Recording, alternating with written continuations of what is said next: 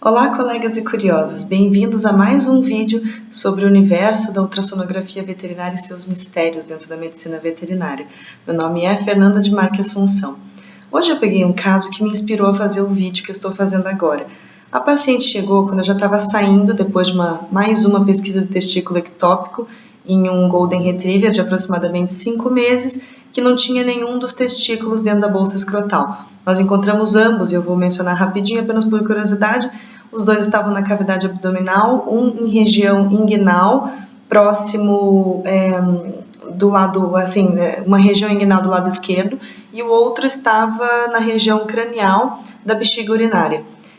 Muitas vezes, quando você não está achando os testículos ectópicos, eu recomendo você a procurá-los próximos da bexiga urinária, porque eles costumam estar ali naquela região, ou então em topografia de ovários de uma fêmea hígida, vamos dizer assim. Porém, eu tinha terminado então esse caso, né? A gente estava saindo dali já quando a clínica recebeu um telefonema pedindo por mais um exame de ultrassom. Então, eu e o meu parceiro, colega, aguardamos ali a chegada do outro paciente e ela chegou assim, com focinheira, um aspecto físico bastante debilitado, uma SRD ou sem raça definida, uma vira-lata begezinha de aproximadamente uns 10 anos, assim, que a proprietária relata que já tinha sido castrada desde muito nova, quando ela pegou já, que a proprietária anterior ou a protetora anterior já tinha doado para ela castrada de qualquer maneira. E ela estava então bem debilitada, com um pelo fosco, várias áreas assim, de alopecia, muita parasitose externa, especialmente por pulga, assim, e parecia que não estava caminhando direito, não sei, porque ela chegou já meio que deitada, sabe, sendo trazida pela própria proprietária, assim. E o que já se notava de primeira é que ela estava com um grande aumento de volume abdominal, um edema subcutâneo em ambas os membros traseiros, assim. Aqui embaixo na região do peitoral também, ela tinha muito edema, próximo do pescoço também, estava com bastante edema, todos com sinal de Goiter positivo.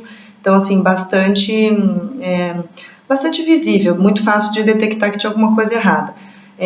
Os relatos da proprietária constavam que a paciente sempre teve um apetite bem voraz e normal, vamos dizer assim, ou normal para o que ela estava acostumada com a cadela, e que de uns tempos para cá ela andava mais inapetente, depois que ela tinha tido uma briga com uma outra fêmea da casa, uma cadela de assim, porte semelhante, tudo que diz que viviam brigando por causa de ciúmes. Quando uma chega em casa não pode cumprimentar a outra, porque senão a outra briga com a outra, aquela confusão. E que na última briga elas tinham brigado por causa de um caroço de manga. E que prontamente foi perguntado se alguém tinha engolido, e ela até ligou para a mãe dela, a proprietária ligou para a mãe dela para perguntar se ela tinha tirado o caroço da vista das duas na época, e ela disse que sim. Então descartava-se mais ou menos assim, pelo menos a possibilidade de um corpo estranho.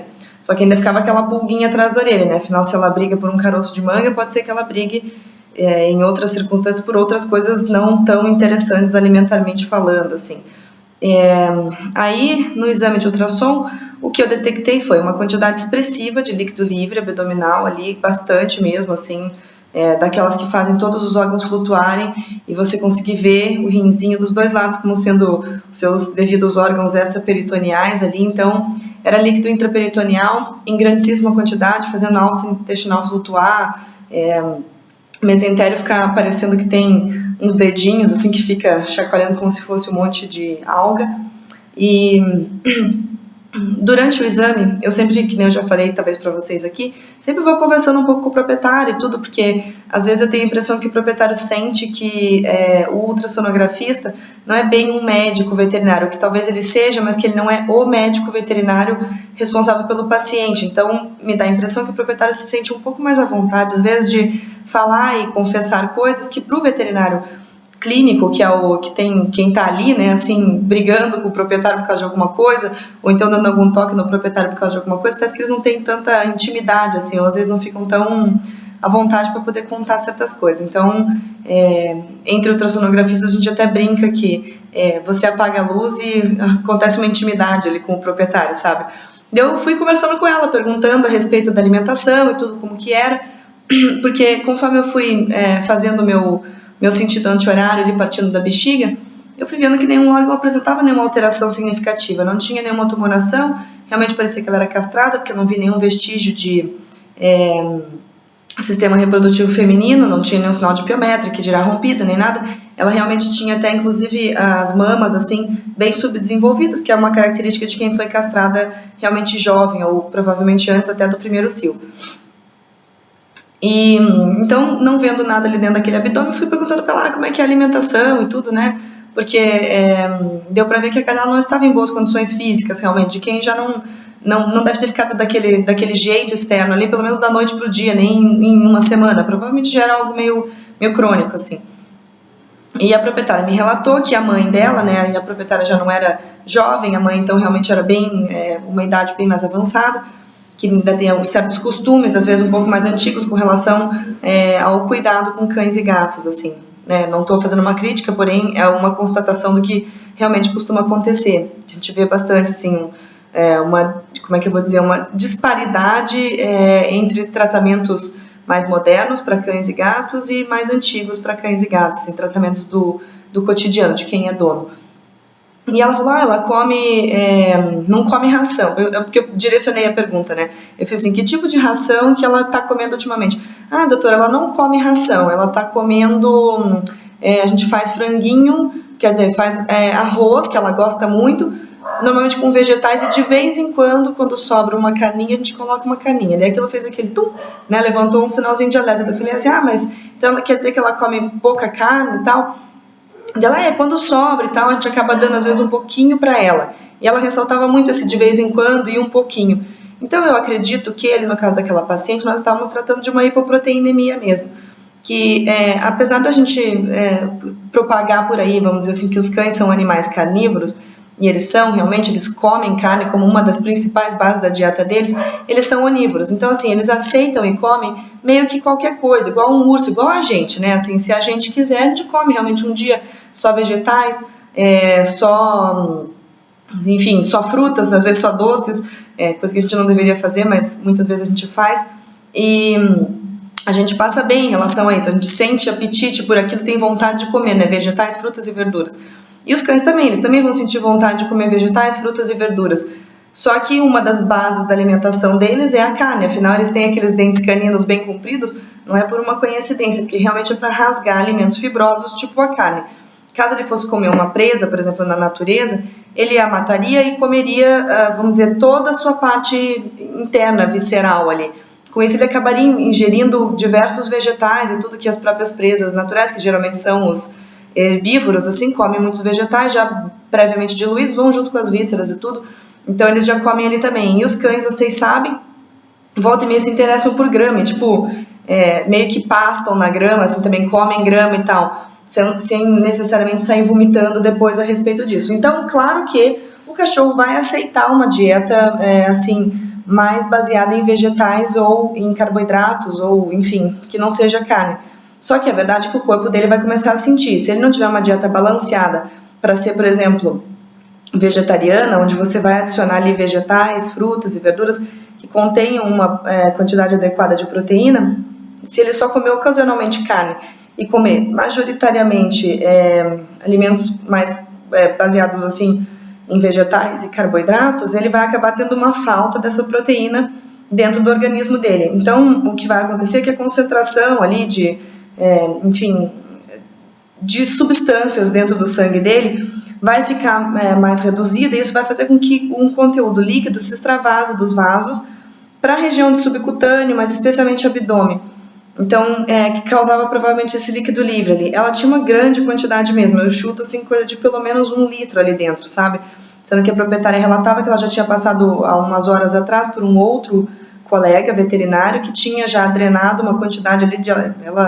Ela fazia com a mão, assim, como se fosse, tipo, muito, sabe? Mas não soube me precisar a quantidade. Então, provavelmente eram uns 2 litros, 2,5 litros que devia ter dentro ali daquele abdômen. E o aspecto do líquido era bem límpido, transparente, levemente viscoso, que quando concentrado ficava de coloração um pouco mais âmbar, assim, um pouco mais amarelada, sabe? Como se fosse aquela urina diluída, assim, mas a bexiga estava íntegra e tal, antes que se pergunte. Então, eu acredito que se tratava provavelmente de hipoproteinemia. Desculpem. Assim vocês veem quando fica claro que os cães, eles realmente têm um apetite pouco seletivo, sabe? O que a gente oferece para eles, eles acabam querendo. Então a gente não pode se basear muito naquilo que eles gostam para poder alimentá-los, sabe? Porque se depender deles, eles comeriam só, sei lá, franguinho e chocolate o dia inteiro, sabe? Coisa que eles não devem fazer. Então, assim, a gente não pode... Porque isso me fez lembrar de uma outra vez que eu peguei um outro caso que eu suspeitei de hipoproteinemia. Eu digo suspeitei porque só os exames de sangue é que vão concluir se ela estava ou não estava com a proteína plasmática realmente baixa, sabe? Mas que eu suspeitei de hipoproteinemia, aconteceu o seguinte, a paciente gostava de pão. E o proprietário notou isso, porque toda vez que ele dava um pãozinho, ela ficava toda feliz e agradecida e tal, e queria comer vários e tal. E ele passou então a suspender a ração e todo o resto da alimentação para poder dar pãozinho para ela. E a alimentação da cadela passou por mais de um mês na base de pãozinho. E claro que ela acabou fazendo uma hipoproteinemia também. Então eu acredito que na de hoje era algo semelhante, assim. Por isso eu acho que esses dois casos específicos, eles levantam esse alerta, assim, da gente não se deixar render aos caprichos alimentares do cachorro, porque no que depender deles, eles sempre vão acabar comendo meio errado, sabe? Porque, querendo ou não, a gente tem que pensar assim, eles estão dentro do nosso ambiente domiciliar, dentro das nossas casas. Eles não têm, nem devem ter a possibilidade de sair e ir para a rua procurar alimento e coisas assim por conta própria. Eles não são lobos, eles não vivem na floresta caçando livre, leves e soltos. Eles são animais domésticos que estão sob a responsabilidade de seus tutores ou proprietários. Então, eles ali dentro, eles têm uma oferta, vamos dizer assim, de alimentos diferentes que são atrativos para eles, que é bastante grande, porque a gente come muitas coisas e comemos também, vamos ser sinceros, muitas porcarias também. E que, assim como uma criança que se interessa por essas porcarias, por mais que a gente saiba que não deve, que não fazem bem para ela e nem para nós, eles acabam pedindo isso também, os cães. E se a gente deixar, é claro que eles vão comer. Só que a gente tem que ter consciência de quem é o responsável por eles, somos nós. Então, nós é que temos que, às vezes, forçar, por exemplo, uma criança a comer uma verdura, um vegetal. Para os nossos cães é a mesma coisa. A gente também tem que forçar para eles determinados alimentos, às vezes que eles não são, tipo, super fãs. Mas a gente também tem que dar a eles essa oferta dos alimentos bons e saudáveis, já que eles são nossa responsabilidade.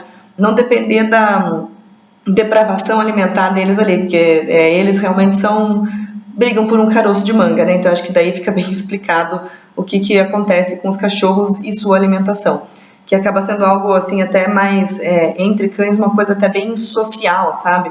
Bom, talvez igual seja conosco, assim, por isso que cachorro e humanos realmente se dão bem há tanto tempo desse jeito, né? Os cães, eles têm, assim, uma hierarquia na hora de comer dentro das matilhas aí de lobos e outros cães selvagens, sabe? Então, no cotidiano, quando eles vivem entre grupos, eles também vão ter essa mesma rotina social para alimentação, igual a gente tem, que vai sair todo mundo para comer, aí vai pelo gosto de um, vai pelo gosto de outro, às vezes vão haver discussões, porque um não quer comer peixe, o outro quer comer carne vermelha, enfim.